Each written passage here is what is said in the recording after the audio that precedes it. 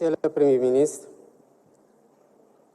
Madame la Présidente du Haut Conseil des collectivités territoriales, Monsieur le Président du Conseil économique, social et environnemental, Monsieur le ministre de l'Éducation nationale, Monsieur le ministre de la Formation professionnelle, Monsieur le ministre de l'Enseignement supérieur, de la Recherche et de l'Innovation, Mesdames, Messieurs les membres du corps diplomatique, représentants des partenaires techniques et financiers, honorables députés, membres du Haut Conseil des collectivités territoriales et du Haut Conseil et du Conseil économique, social et environnemental, Mesdames, Messieurs les recteurs, doyens faire, inspecteurs d'académie, membres du corps enseignant et du personnel administratif, Mesdames, Messieurs les représentants des partenaires sociaux, Monsieur le parrain, Mesdames, Messieurs les membres de la famille du parrain, chers parents d'élèves, chers lauréates et lauréats, chers invités, Mesdames et Messieurs. La cérémonie solennelle de distribution des prix aux lauréats du concours général est assurément un de ces importants qui rythment la vie de notre nation. Elle nous offre l'occasion de célébrer les meilleurs élèves des classes de première et de terminale qui se sont distingués par des performances exceptionnelles. Cette cérémonie n'est pas seulement une reconnaissance de votre travail acharné et de vos talents exceptionnels. Elle est aussi une célébration de l'avenir radieux que nous souhaitons bâtir ensemble pour notre cher Sénégal. Chères lauréates, chers lauréats, votre réussite est le fruit de vos efforts, de l'accompagnement de vos familles, de l'engagement sans faille de vos enseignants. Nous vous donnons aujourd'hui un exemple en vous portant en triomphe, car vous représentez ce que le système éducatif a de meilleur à offrir. Venus d'horizons divers et de couches sociales diverses, vous êtes la preuve vivante que l'excellence est à la portée de tous ceux qui portent un rêve de réussite et persévèrent dans le travail acharné pour le réaliser. En cela, l'éducation est le socle sur lequel repose toute société juste, équitable et prospère. Elle est le rempart contre l'ignorance et les inégalités et le levier de la transformation sociale. Nous devons donc garantir à chaque enfant, qu'il soit en milieu urbain ou rural, les mêmes opportunités de réussite.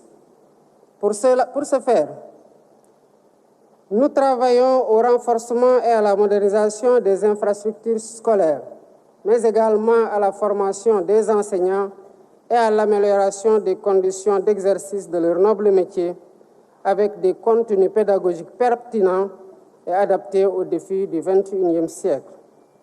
C'est à travers une éducation de qualité que nous formons des citoyens éclairés, conscients de leurs droits et de leurs devoirs et aptes à participer pleinement au développement de notre pays. Cela témoigne de la noblesse de la fonction enseignante, qui n'a d'égal que la passion de nos enseignants pour la transmission du savoir et de l'élévation de l'esprit. Je tiens ainsi à féliciter chaleureusement tous les acteurs de l'éducation, enseignants, élèves, parents d'élèves.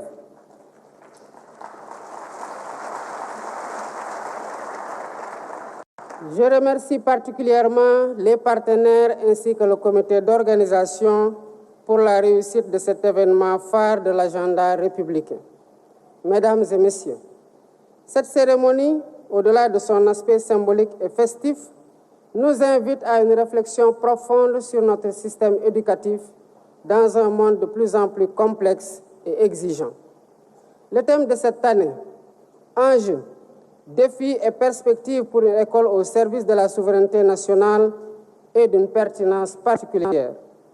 Il interroge la place fondamentale de l'école dans notre programme de gouvernement et nous oblige à repenser le système éducatif pour en faire un véritable levier de notre souveraineté nationale.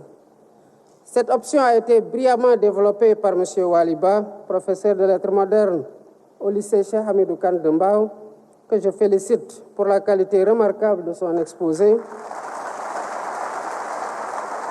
qui a fait ressortir clairement la volonté de transformation systémique de notre pays pour renforcer notre souveraineté. Notre jeunesse dynamique et engagée a un rôle crucial à jouer dans cette perspective.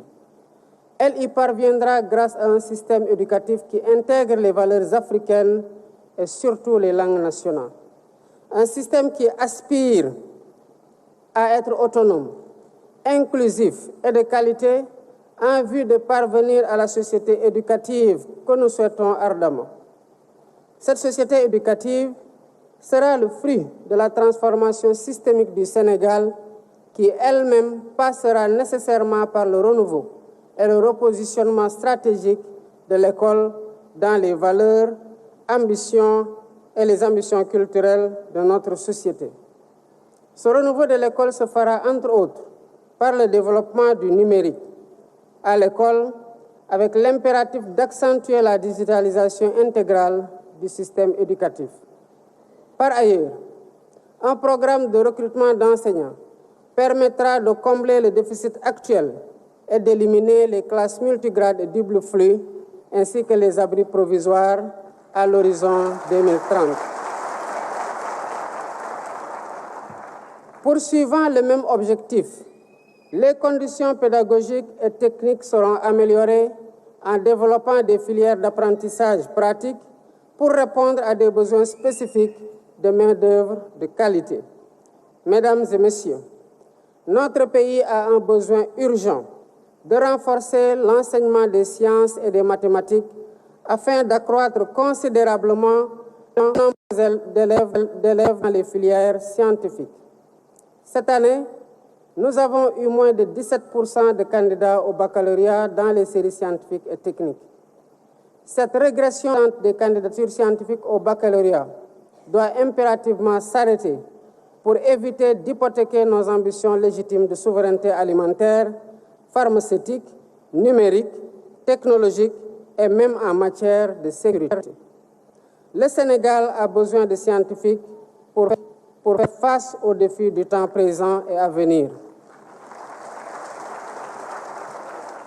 En réalité, le monde dans lequel nous vivons, en compétition avec d'autres pays et avec d'autres peuples, est un monde de connaissances, particulièrement de la connaissance scientifique, technologique et numérique. Aussi, la conquête des souverainetés auxquelles je vous invite passe nécessairement par la maîtrise des sciences, des mathématiques, des technologies et du numérique. C'est pourquoi j'invite les apprenants à redoubler d'efforts pour s'approprier les sciences, les technologies et les mathématiques. J'invite aussi les pédagogues à réfléchir sur les voies et moyens de faire de notre système éducatif un espace attractif d'apprentissage des sciences et des technologies. Un espace qui forme des élèves créatifs, dotés de capacités d'innovation. L'enseignement technique et la formation professionnelle seront des leviers d'industrialisation, de valorisation des ressources et d'amélioration de l'employabilité des diplômés. Nous comptons renforcer la carte nationale des établissements d'enseignement technique et diversifier les offres de formation et d'éducation plus inclusive et de qualité. L'éducation des enfants et des jeunes en situation de handicap étant pour nous une priorité nationale, nous devons construire des instituts spécialisés et renforcer le système des assistants de vie scolaire tout en mettant aux normes toutes les infrastructures. Mesdames et messieurs, mettre l'école au service de la souveraineté nationale, c'est aussi poursuivre l'intégration des langues nationales dans notre système éducatif. Les expérimentations en cours dans le cadre du modèle harmonisé d'éducation bilingue au Sénégal seront capitalisées en vue de mettre ces langues au cœur du dispositif d'enseignement. Par ailleurs, l'évaluation du système éducatif en cours permettra une mise en adéquation des programmes avec les réalités, les enjeux du moment et les besoins de l'économie nationale.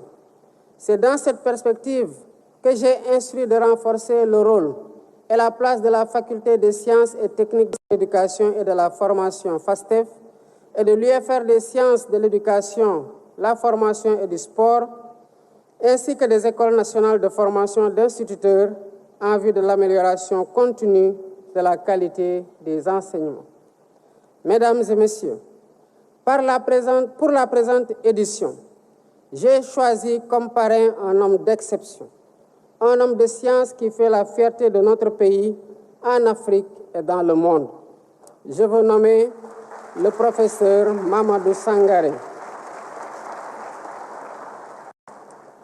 Produit de l'école coranique, ce mathématicien devenu professeur titulaire de classe exceptionnelle des universités a été directeur du laboratoire d'algèbre, de cryptologie, de géométrie algébrique et application de l'université Cheikh Anta Diop, responsable de la commission recherche et innovation de l'Union mathématique africaine, président de la Société mathématique du Sénégal, directeur général de l'enseignement supérieur, conseiller scientifique de la Commission nationale de cryptologie, membre de l'Académie nationale des sciences et techniques du Sénégal.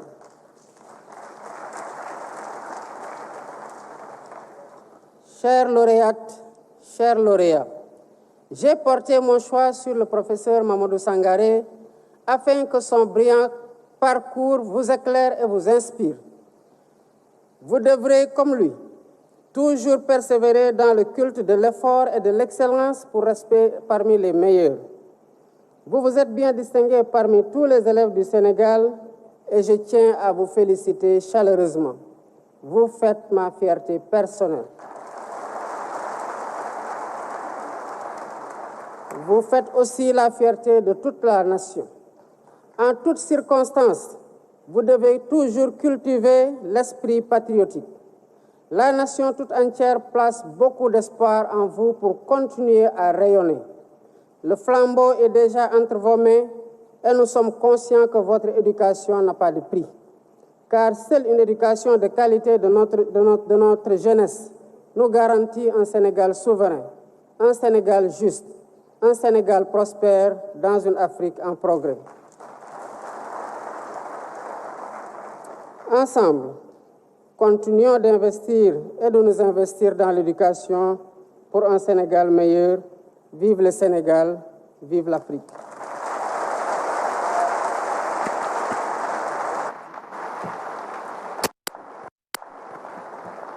Merci beaucoup, Monsieur le Président de la République, Son Excellence, Monsieur Bassirou Diomaye Diakhar Faye, pour ces mots inspirants, surtout des mots qui donnent espoir.